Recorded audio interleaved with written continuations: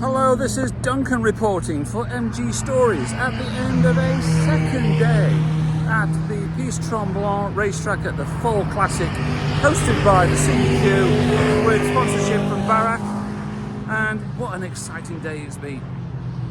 This morning's qualifying was super. I was really happy with track times, and I was basically middle of the pack. I was in 8th spot.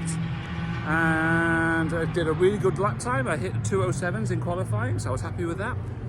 This morning's temperatures was very cool. It was absolutely gorgeous in terms of it being misty and all, and the fall colours that you can see in the trees in the background.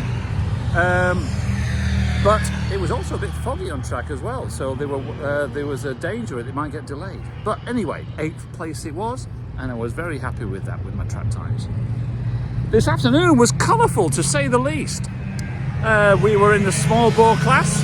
The noise you can hear on the track right now is the vintage big bores, so I'll be giving a shout out for a couple of people as they go past in a minute. But the small bore race was exciting, to say the least, especially at the start, where after the fourth corner we're into the S's, and my new friend Nick Pratt in a lovely MG Midget decided that his tyres were not quite warm enough, so he decided to do a little bit of a pirouette on the track, and then a lot of other drivers were then scrambling to avoid him.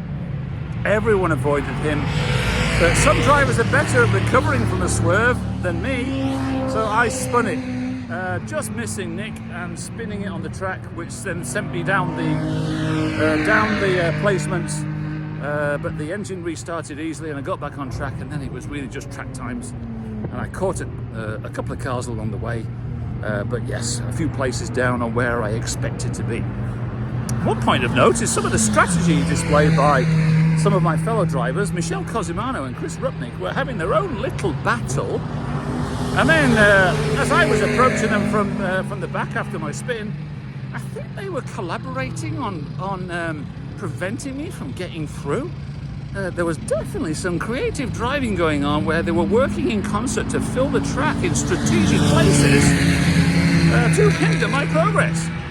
Anyway, we shall discuss that later. But in all, I'm just kidding, gentlemen, it was great.